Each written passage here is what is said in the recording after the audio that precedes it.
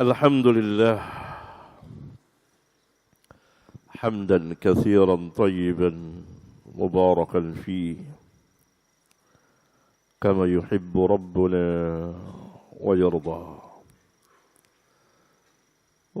وصلى الله وسلم على النبي الرحمة وعلى آله وأصحابه ومن تبعهم بإحسان إلى يوم الدين أما بعد. Ya, terus. باب كراهية الصلاة في المقابر. حدثنا مسدد قال حدثنا يحيى عن عبيد الله قال أخبرني نافع عن ابن عمر عن النبي صلى الله عليه وسلم قال اجعلوا في بيوتكم من صلاتكم ولا تتخذوها قبورا. يحيى هو يحيى بن سعيد بن فروخ التميمي أبو سعيد القطان البصري. Ya, Al-Imam memberikan judul bab karahiyatis salati fil maqabir. Bab karahiyah, makruh. Tetapi yang dimaksud oleh kaum salaf haram. Karena kaum salaf itu sangat hati-hati melafazkan dengan lafaz haram. Umumnya lafaz mereka karahah. Yang dimaksud haram. Kecuali kalau ada qarinah, tanda yang memalingkan dari arti haram kepada makruh yang biasa kita kenal.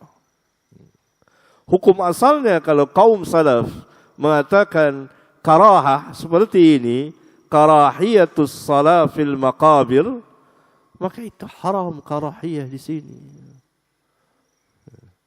Karena mereka wara', begitu hati-hatinya dalam melafazkan lafaz al-haram. Tidak mengumbar lafaz itu. Lafaz yang sering mereka ucapkan karahah. Oleh karena itu terkenallah jika kaum salaf mengatakan seperti ini, maka ia bentuknya bentuk litahrim. Sebagian orang salah paham terhadap perkataan Al-Imam Asy-Syafi'i rahimahullahu ta'ala yang juga menggunakan lafaz seperti ini. Maka mereka memahaminya makruh dalam arti makruh yang biasa dikenal. Kalau dikerjakan tidak berdosa, ditinggalkan lebih baik. Ya. Ini Al-Imam mengatakan babu karahiyatis salati fil maqabir. Karahiyah yakni haram salat di maqabir, bentuk jamak dari maqbarah, yakni tempat orang dikubur di situ. Baik kita artikan pekuburan atau kubur itu hanya 1, 2, dan 3. Itu maqabir. Kemudian beliau membawakan hadis yang sesuai dengan persyaratan beliau. Ada lagi hadis yang dikeluarkan oleh Al-Imam Muslim. Di hadis yang lain yang dikeluarkan oleh Al-Imam Muslim, barangkali tidak sesuai dengan persyaratan Al-Imam Al-Bukhari, dan di sini pun dibawakan oleh Al-Hafidh, la taj'alu buyutakum maqabir. Jangan kamu jadikan rumah-rumah kamu sebagai kuburan.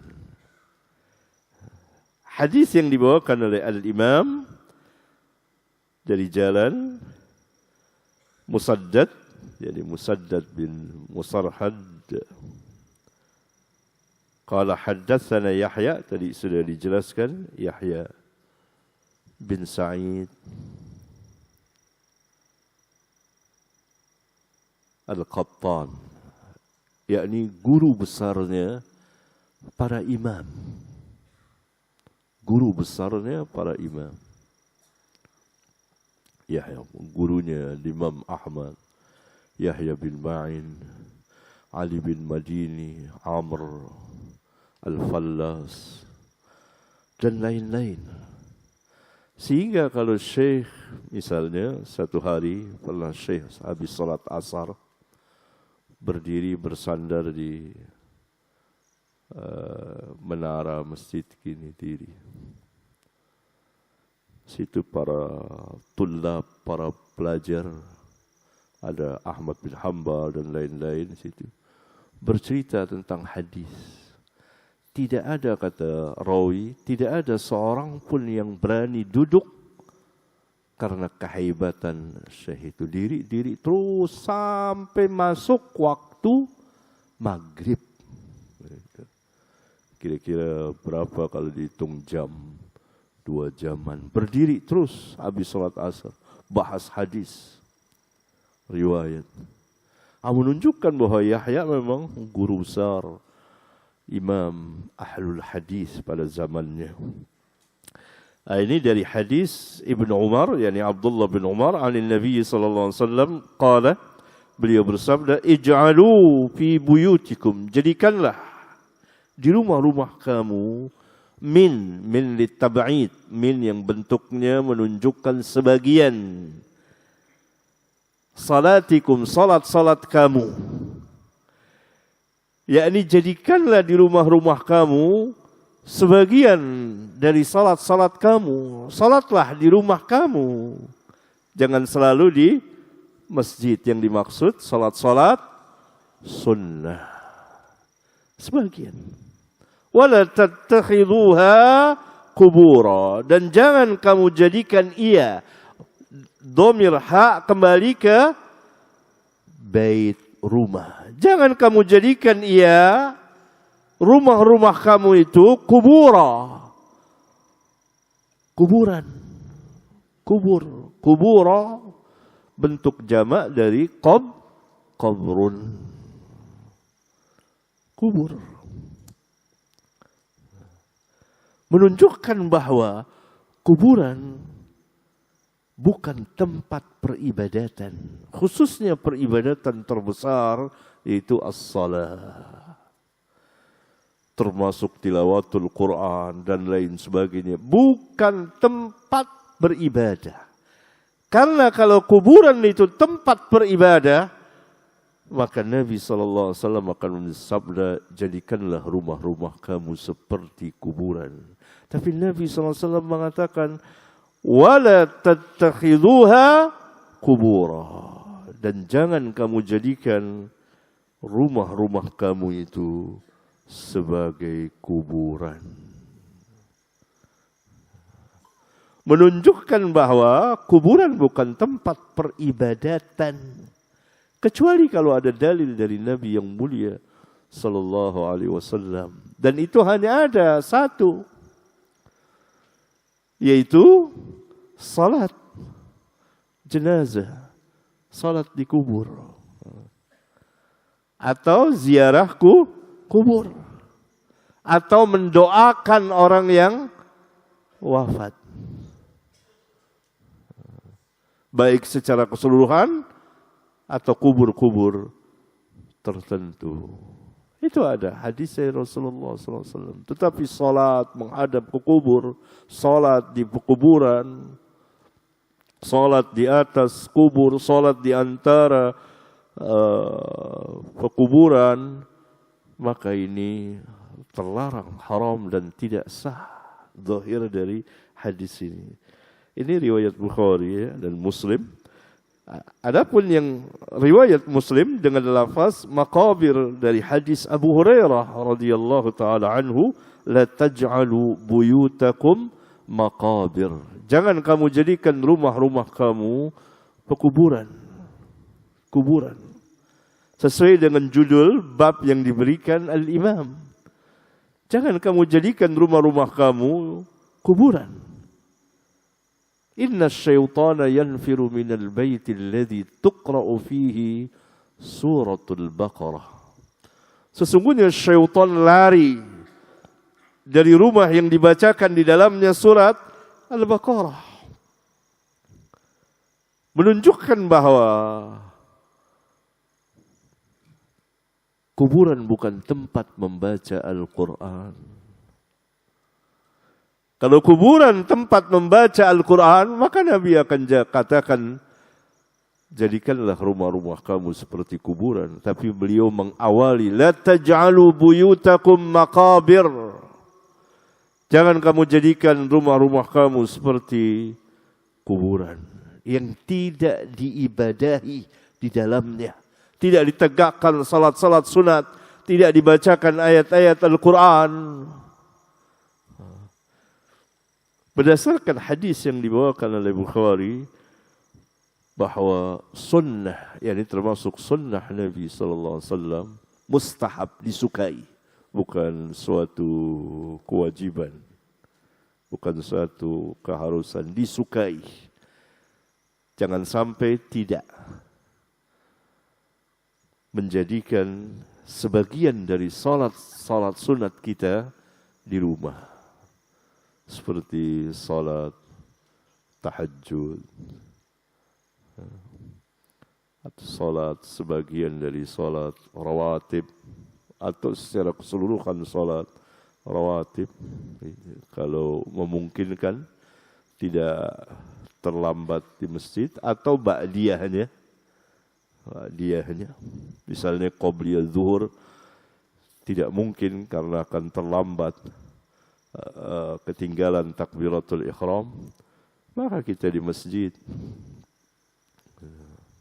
Masa kita memilih salat sunat qobliyah zuhur di rumah, tapi kita masbuk? Ini jahil, tidak cerdas.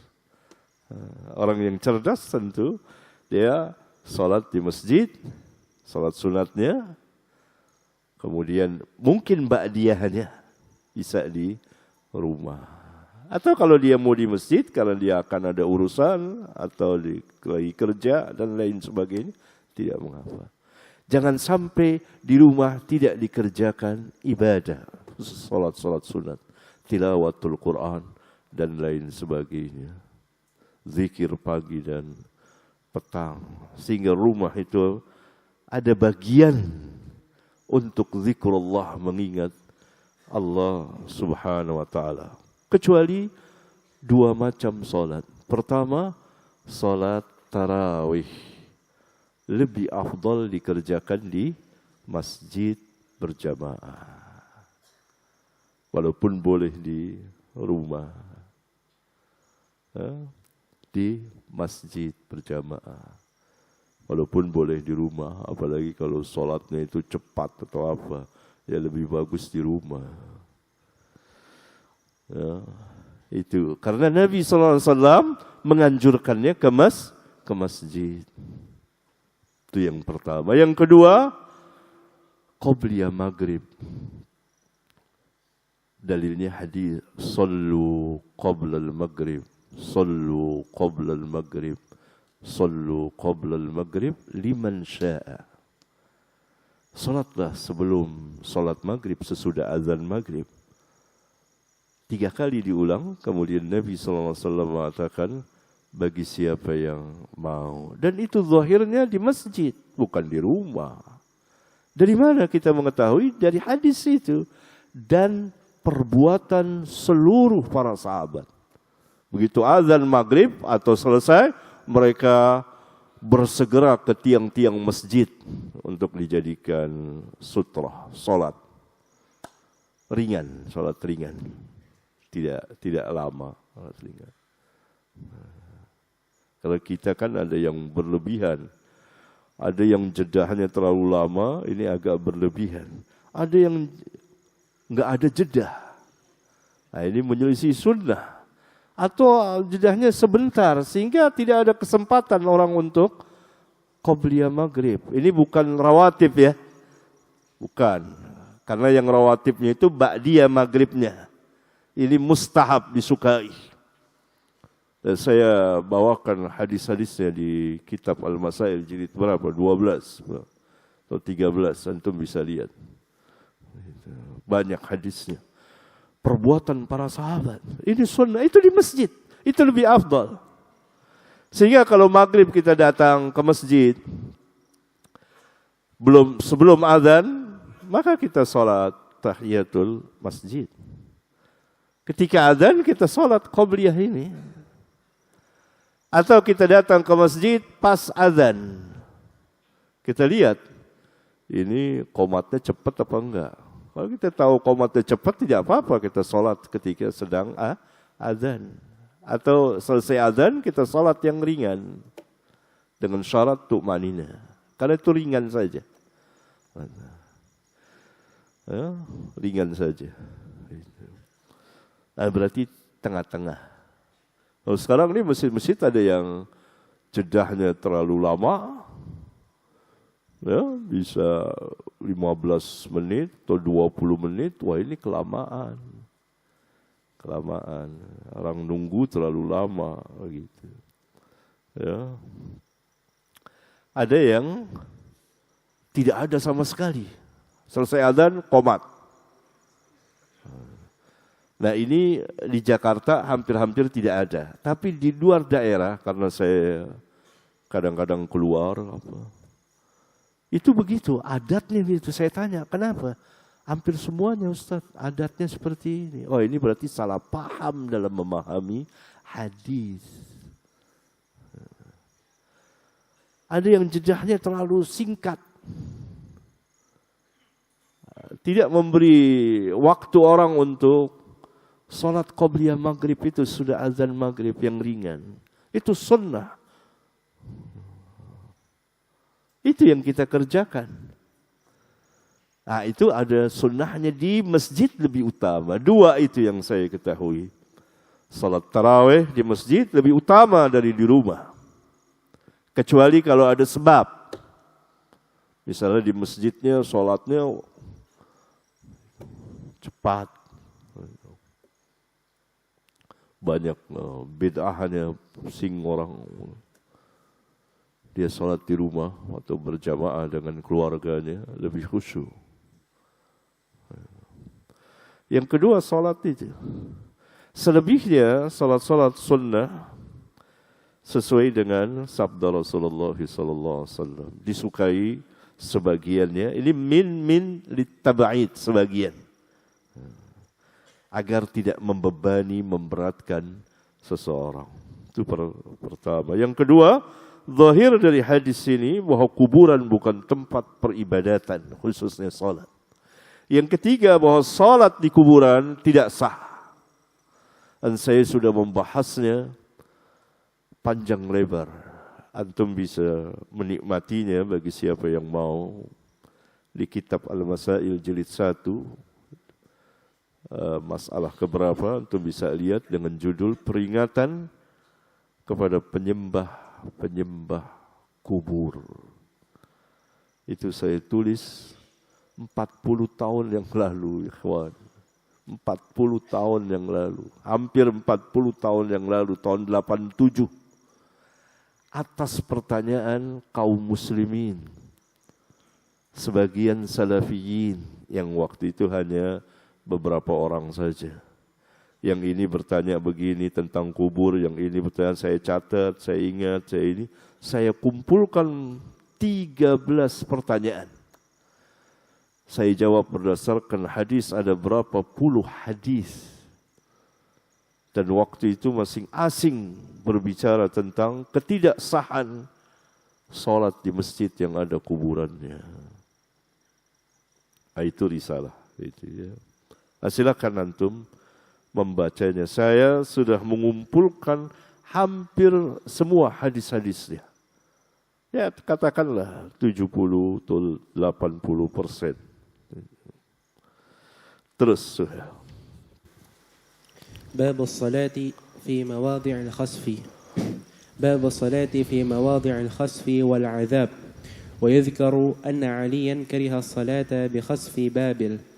حدثنا إسماعيل بن عبد الله قال حدثني مالك عن عبد الله بن دينار عن عبد الله بن عمر رضي الله عنهما أن رسول الله صلى الله عليه وسلم قال: لا تدخلوا على هؤلاء المعذبين إلا أن تكونوا باكين، فإن لم تكونون باكين فلا تدخلوا عليهم، لا يصيبكم ما أصابهم.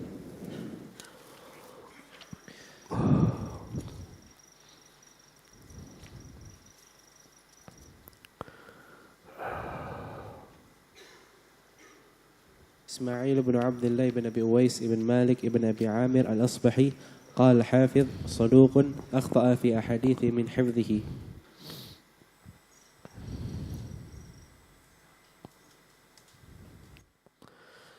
Al-Imam bab ke-53 memberikan judul Babus Salati fi Mawadi'il Khasfi wal Azab.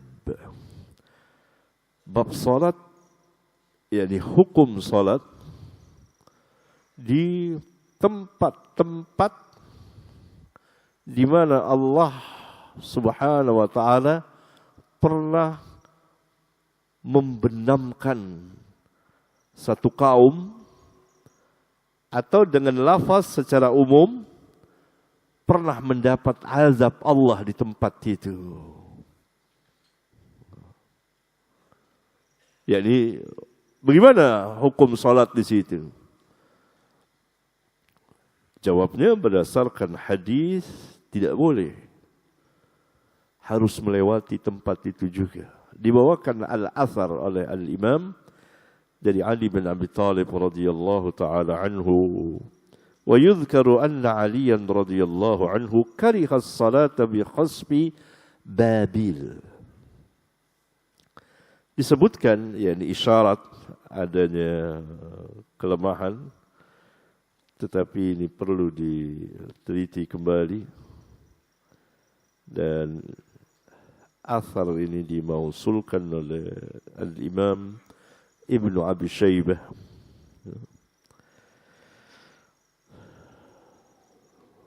Disebutkan bahwa Ali radhiyallahu anhu tidak suka, tidak menyukai salat bi khasfi Babil, di negeri atau di tempat di Babil, satu kawasan dekat Irak, di Irak gitu, yang di situ pernah Allah Subhanahu wa taala menghancurkan bangunan yang dibangun oleh Namrud, di khasf, dibenamkan, dan Rabbuna abadikan kisahnya di dalam Al-Quran. Surat An-Nahl ayat 26. Qad makara alladhina min qablihim. Sungguh orang-orang yang sebelum mereka. Mereka di sini orang-orang kuffar Quraisy.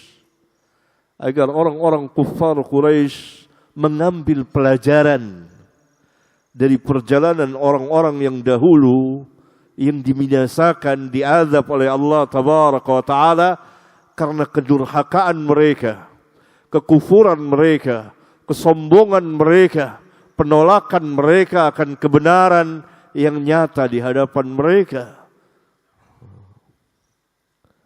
Sungguh orang-orang yang sebelum mereka telah membuat makar, tipu daya. Tetapi fa'atallahu bunyanahum minal qawa'idi fakharra alaihimus saqfu min fawqihim. Allah menghancurkan bangunan mereka, yakni bangunan yang dibuat oleh Namrud yang membakar Nabi yang mulia Ibrahim alaihi salatu wassalam. Ia membuat bangunan yang besar, yang tinggi. Maka Allah Subhanahu wa taala menghancurkannya. Dari mana? Minal qawaid, dari pondasinya. Hancur. Fakharra alaihimus saqfu min fawqihim. maka robohlah atapnya itu dari atas mereka menimpa mereka. Allah hancurkan pondasinya. Kalau pondasinya hancur, maka roboh bagian atas atapnya. Fakharra alaihimus saqfu min fawqihim. Maka rubuhlah menimpa mereka atapnya itu dari atas mereka itu, terbenam ke bawah. Wa atahumul adzabu min haitsu la yash'urun. Dan datang kepada mereka siksa dari arah yang mereka tidak tahu. Nah, itu di Babilonia terkenal. Maka ketika Ali radhiyallahu taala anhu melewatinya, diceritakan oleh tabi'in, kunna ma'a aliyin famararna 'ala al-khasf alladhi bi Babil. Kami pernah bersama Ali, lalu kami melewati al-khasf, bangunan yang pernah, yakni satu tempat di situ yang pernah Allah robohkan azab sebagaimana di dalam Al-Qur'an. Falam yusalli hatta ajazahu, maka Ali tidak salat di situ sehingga beliau melewati tempat itu. Kemudian hadis yang dibawakan oleh Al-Imam jelas sekali. Hadis 433, Al-Imam meriwayatkan dengan sanadnya sampai kepada Abdullah bin Umar radhiyallahu anhuma, anna Rasulullah sallallahu alaihi wasallam qala la tadkhulu ala haula'il mu'azzabin. Abdullah bin Umar radhiyallahu anhuma mengatakan bahwa Rasulullah sallallahu alaihi wasallam pernah bersabda ketika beliau melewati Hijr Samud, di mana Allah Subhanahu wa taala pernah mengazab mereka, kaum Samud. Itu di Hijr, di daerah dekat namanya Al-Ula. Dahulu namanya Hijr. Kali itu ada surat namanya Surat Al-Hijr. Sekarang terkenal dengan nama Madain Salih. Aslinya itu namanya Hijr. Itu yang dilewati Nabi. Namun tepatnya di mana itu tentu ditanyakan ke pemerintah Saudi Arabia, karena itu masuk wilayah pemerintahan atau negara Saudi Arabia, dan ditanyakan kepada ahli-ahli mereka, kepada para ulama, di mana sebenarnya yang Hijr itu. Ya. Nah, ketika Nabi SAW berangkat dari Madinah akan ke Tabuk untuk perang Tabuk, beliau bersama para sahabat melewati Hijr. Maka beliau melewati dengan ditutup iniannya, kepala beliau ditutup, beliau menutup kepalanya, dan beliau bersegera jalan, sudah cepat melewatinya. Kemudian beliau bersabda, la tadkhulu ala haula'il mu'adzabin. Jangan kamu masuk kepada mereka ini, orang-orang yang diazab oleh Allah Subhanahu wa taala, ke tempat mereka itu. Illa, kecuali antakunu bakin, kecuali kamu masuk sambil menangis, harus menangis gitu. Tafakkur.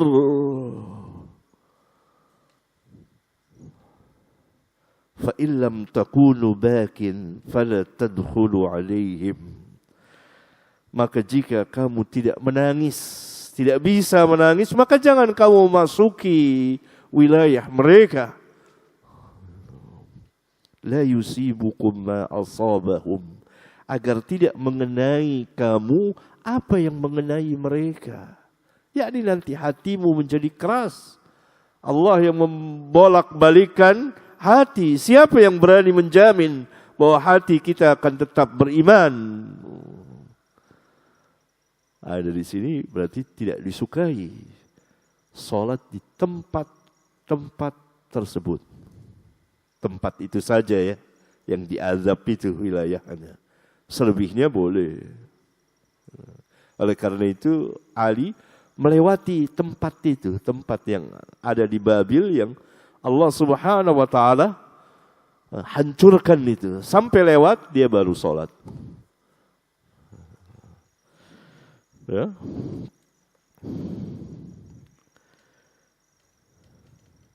Terus. باب الصلاة في البيعة. وقال عمر رضي الله عنه: إنا لا ندخل كنائسكم من أجل التماثيل التي فيها الصور. وكان ابن عباس يصلي في البيعة إلا بيعة فيها تماثيل. حدثنا محمد قال أخبرنا عبده عن هشام بن عروة عن أبيه عن عائشة أن أم سلمة ذكرت لرسول الله صلى الله عليه وسلم كنيسة رأتها بأرض الحبشة يقال لها مارية، فذكرت له ما رأت فيها من الصور، فقال رسول الله صلى الله عليه وسلم: أولئك قوم إذا مات فيهم العبد الصالح أو الرجل الصالح بنوا على قبره مسجدا وصوروا فيه تلك الصور، أولئك شرار الخلق عند الله.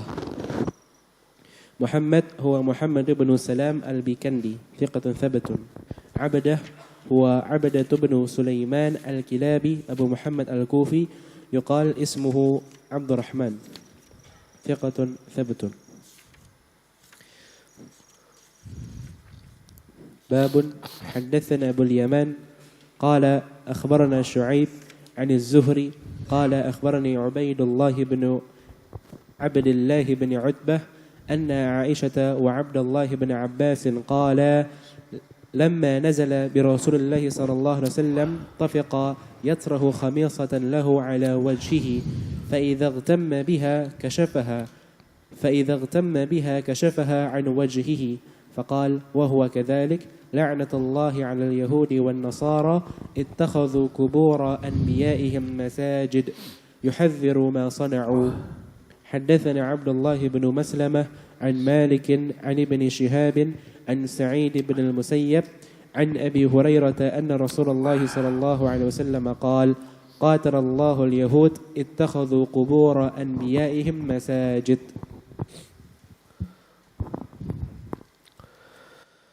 Ya, bab ke-54 Al-Imam masih berbicara tentang tempat-tempat yang dibolehkan dan dilarang salat di situ. Kalau sebelumnya yakni tidak disukai kita, bahkan zahirnya Nabi SAW sama sekali tidak salat, bahkan tidak berhenti di tempat yang diazab dan dilarang oleh Nabi SAW masuk ke situ. Kalau tidak dapat tidak, karena harus melewati situ, maka hendaklah ia menangis, mengingat akan azab Allah, takut tafakkur. Ini bekas-bekas bagaimana Allah Subhanahu wa taala mengazab satu kaum, yaitu kaum Tsamud. Ya, kemudian Al-Imam membahas lagi tentang babus salati fil bi'ah. Bab salat di bi'ah, yakni rumah peribadatan bagi orang-orang Yahudi. Ada yang mengatakan tempat peribadatan orang-orang Nasara. Ada yang mengatakan al-bi'ah ialah tempat peribadatan ar-rahib.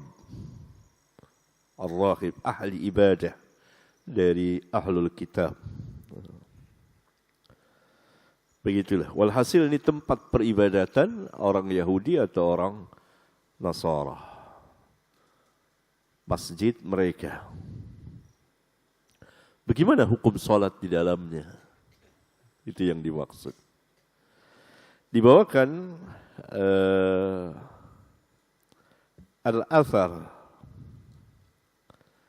dari Umar bin Al-Khattab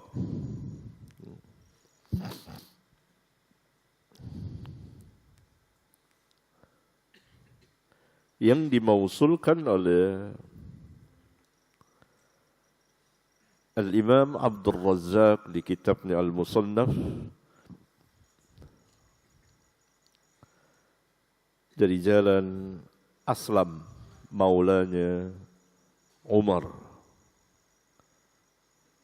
Qala lamma qadima Umar al-Sham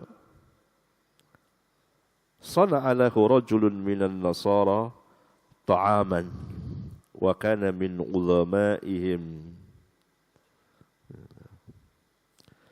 Tatkala Umar datang ke Syam untuk barangkali kalau sekarang peresmian kota baru yang baru dimenangkan oleh kaum muslimin, yaitu di Syam, salah seorang pembesar Nasara membuat makanan, menjamu Umar, dan dia ingin Umar datang kepadanya dan memuliakan, menghormati dia, yakni di gerejanya. Maka Umar mengatakan, ini yang dinukil oleh Al-Imam Al-Bukhari sebagian saja. Wa qala Umar radhiyallahu anhu, inna lanadkhulu kanaisakum min ajli at-tamathil allati fiha suwaru. Sesungguhnya kami tidak masuk ke gereja-gereja kamu disebabkan adanya patung-patung di dalamnya yang dilukis,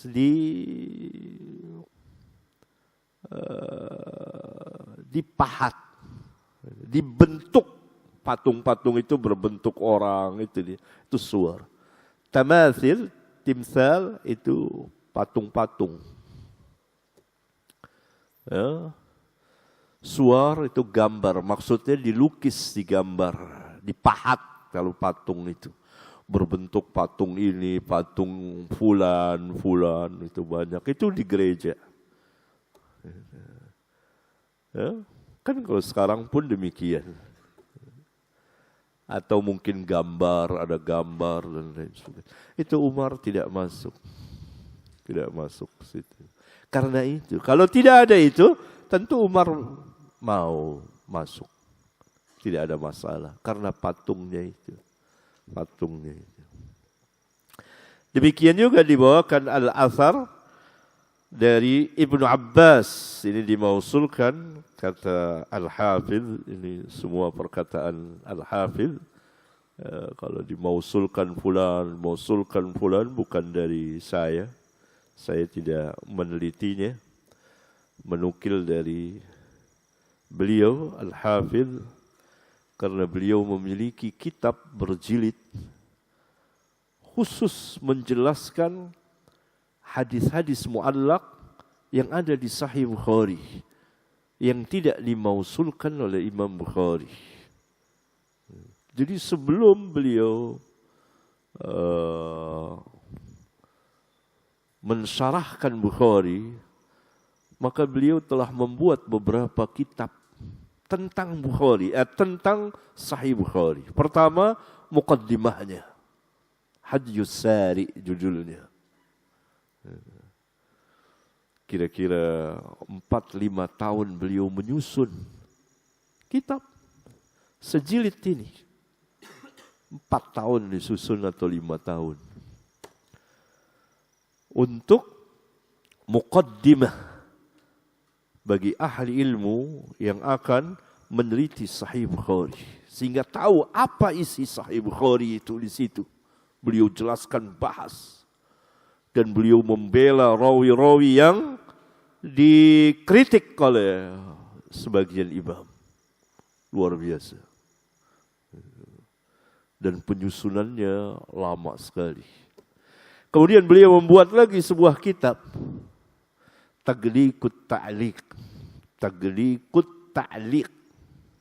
Menutup segala ta'liq, hadis-hadis mu'allaq yang ada di Sahih Bukhari yang tidak dimausulkan oleh Bukhari. Sekarang sudah diterbitkan, ada berapa jilid? 4 jilid ya, 4 atau 5 jilid. Dijelaskan oleh beliau siapa yang memausulkannya dan dengan sanadnya dari beliau. Kalau tidak semua, maka sebagiannya. Khusus hadis-hadis itu. Jadi para ulama mudah kalau ada hadis, misalnya ini riwayat Umar ini muallaq ini, maka ambil kitab Al-Hafidh itu, lihat. Ini di bagian Kitabus Shalah bab 54, lihat. Oh, ini dimausulkan oleh ini. Dan di sini pun di Fathul Bari dijelaskan oleh beliau. Dimausulkan oleh Imam Al-Baghawi fil Ja'diyat. Gitu. Ya? Saya ada kitabnya Al-Ja'diyat di rumah. Ini karya Al-Imam Al-Baghawi, 1 jilid besar. Jilid besar. Ya, itu dimausulkan. Apa kata Ibnu Abbas? Wa kana Ibnu Abbas yusalli fil bi'ati illa bi'atan fiha tamathil. Dan adalah Ibnu Abbas salat, yakni mungkin pernah salat di bi'ah, biara atau apa, gereja mungkin, kecuali gereja yang di dalamnya ada patung. Beliau tidak salat. Berarti hukumnya boleh salat di situ selama tidak ada patung atau gambar-gambar berhala.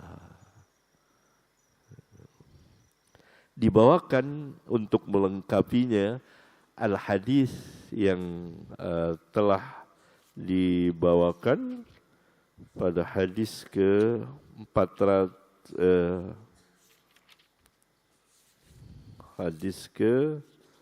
427. Diulang lagi. Hadis ke 434.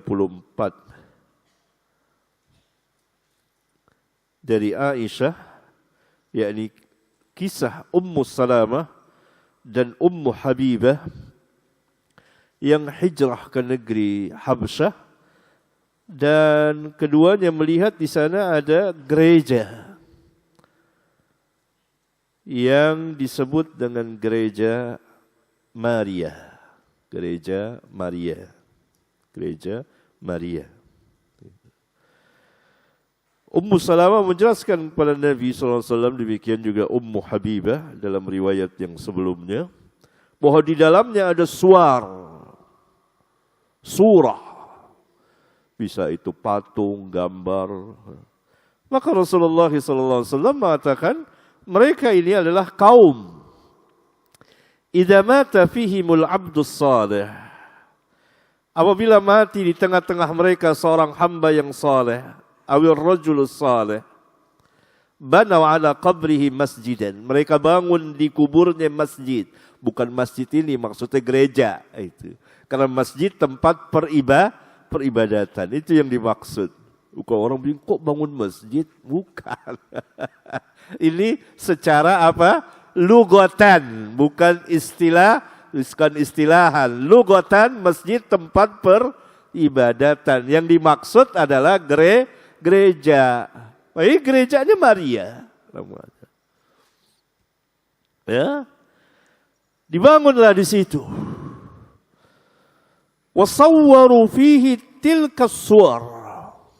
Dan mereka membuat di situ patung-patung dan gambar-gambar, lukisan-lukisan, patung-patung yang dipahat, lukisan-lukisan yang dilukis, yang digambar. Ulaika syirarul khalqi 'inda Allah. Mereka itu adalah sejelek-jelek makhluk di sisi Allah. Di dalam riwayat sebelumnya, pada hari kiamat, yaumal qiyamah. Nanti ketika dibangkitkan, mereka syirarul khalqi 'inda Allah yaumal qiyamah. Mereka itu seburuk-buruk makhluk pada hari kiamat. Kemudian Al-Imam Al-Bukhari memberikan judul bab, ini sering dijelaskan oleh Al-Hafidh, bahwa bab tanpa judul oleh Bukhari seakan-akan merupakan pemisah antara bab yang sebelumnya dengan bab yang sesudahnya. Oleh karena itu dibawakanlah hadis yang sama dengan hadis sebelumnya, yang menjelaskan kuburiyahnya ahlul kitab. Bahwa ahlul kitab itu al-Yahud wal Nasara kuburiyun. Maka apabila kaum muslimin mengikutinya, atau sebagian dari kaum muslimin mengikutinya, mentakzimkan kubur di luar dari apa yang telah ditetapkan oleh agama, maka ia mengikuti perjalanan ahlul kitab. Shadaqa Rasulullah sallallahu alaihi wasallam ketika beliau bersabda, la tattabi'unna sunana man kana qablakum shibran bi shibrin wa dhira'an bi dhira'in hatta law dakhalu juhra dabbin la dakhaltumuhu. Qalu al-yahud wan nasara, qala faman. Sungguh pasti kamu akan mengikuti cara dan kelakuan orang-orang yang sebelum kamu, sejengkal demi sejengkal dan sehasta demi sehasta, sampai-sampai jika mereka masuk ke lubang dhab, pasti kamu akan memasukinya. Para sahabat paham, ini bersih pemahaman mereka itu. Apakah al-Yahud wal Nasara yang kita akan ikuti dalam beragama, dalam dunia dan akhirat kita, dalam dunia dan agama kita? Qala, maka Nabi yang mulia sallallahu alaihi wasallam menjawab, faman. Siapa lagi kalau bukan mereka? Hadis-hadis ini kan menjelaskan bahwa ahlul kitab kuburiyah, kuburiyun, yang mengadakan penyembahan terhadap kubur, yang berlebihan dengan kubur-kubur tertentu, mentakdiskan, mensucikannya, dan mempunyai keyakinan-keyakinan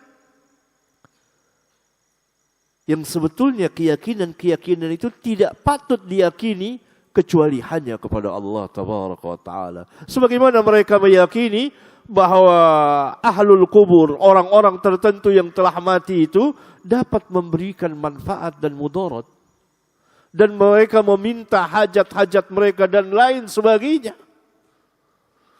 Berarti kuburiyahnya ahlul kitab jelas sekali dijelaskan oleh hadis ini, dan hadis yang akan yang selanjutnya itu hadis nomor 435 dan 436 serta 437 dari Aisyah lagi dan Abdullah bin Abbas. Keduanya, Aisyah dan Abdullah bin Abbas, meriwayatkan hadis. Qala lamma nazala bi Rasulillah sallallahu alaihi wasallam tafiqa yatrahu khamisatan lahu ala wajhihi.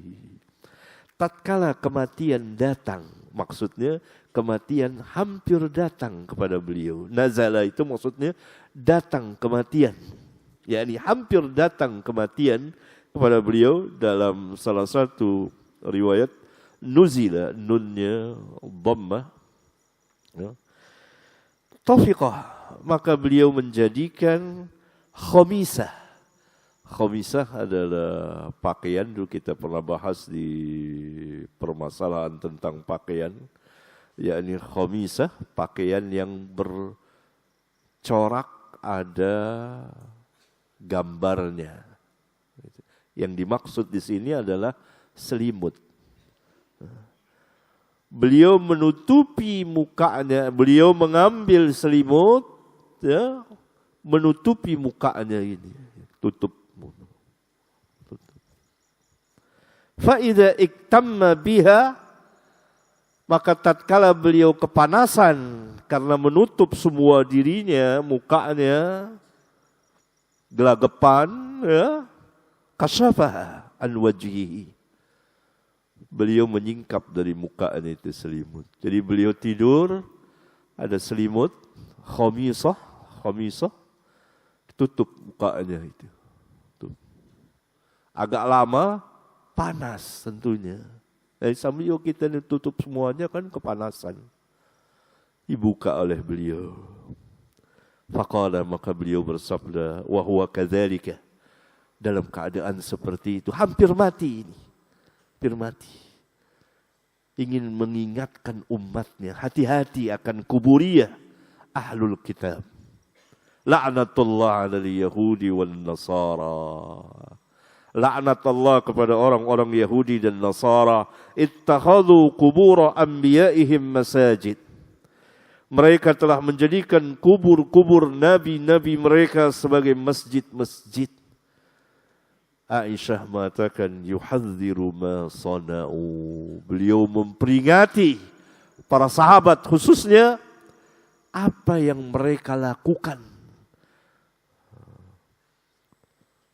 dari mengadakan penyembahan terhadap kubur. Karena asal kubur itu dari orang-orang salihin. Atau dari para nabi. Kan jelas hadis di 434. Ulaika qaumun. Mereka itulah kaum. Idza mata fihimul abdus salih. Apabila mati salah seorang hamba yang saleh. Mereka bangun di kuburnya masjidan. Kaum muslimin mengikuti mereka. Apabila mati seorang yang saleh, seorang yang terkenal atau ulama, maka mereka jadikan kuburnya itu tempat peribadatan. Dibangunlah. Ini yang diperingati oleh Rasulullah SAW. Hadis yang kedua, hadis yang ketiga sebetulnya, karena hadis 435 dan 436 itu riwayat Aisyah dan Abdullah bin Abbas. Kemudian hadis yang ketiga 437 riwayat Abu Hurairah bahwa Rasulullah SAW bersabda, qatalallahu al-yahuda ittakhadhu qubur anbiya'ihim masajid. Kiranya Allah membinasakan orang-orang Yahudi yang telah menjadikan kubur-kubur nabi-nabi mereka sebagai masjid-masjid. Menunjukkan bahwa sabda beliau yang seperti ini, yang melaknat, Allah melaknat Yahudi dan Nasara yang telah menjadikan kubur nabi-nabi mereka, kubur orang-orang yang saleh di antara mereka sebagai masjid, mutawatir. Kalau antum mau tahu kemutawatirannya, silakan baca kitab saya Al-Masail itu jilid 1.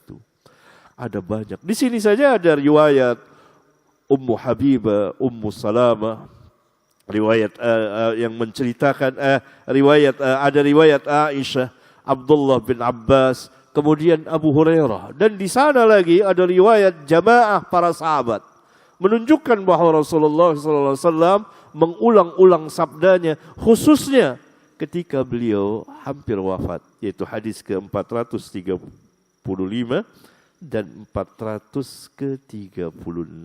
Dan ini menjelaskan tentang tarikh perjalanan ahlul kitab, bahwa mereka, perjalanan mereka kuburiyun, mentakzimkan kubur, mentakdiskan kubur, dan itu awal kesyirikan di permukaan bumi ini, sebagaimana telah saya bahas pada 2 pekan yang lalu ya, tentang kisah perjalanan Nabi yang mulia Nuh alaihi salatu wassalam. Dan nanti kita akan membahas lagi tentang kuburiyah dari bangsa Arab yang asalnya bertauhid kemudian berubah menjadi syirik, menjadi musyrikin. Asalnya bangsa Arab muwahhidun, berpegang dengan agama bapak mereka Ibrahim alaihi salatu wassalam, kemudian menjadi musyrikin dan kuburiyahnya jelas sekali. Ya. Jadi merata kuburiyah itu di permukaan bumi. Ada nanti barangkali karena waktu terbatas kita akan bicarakan insyaallah taala sampai di sini. Subhanakallahumma wa bihamdika asyhadu an la ilaha illa anta astaghfiruka wa atubu ilaik. Wassalamu alaikum warahmatullahi wabarakatuh.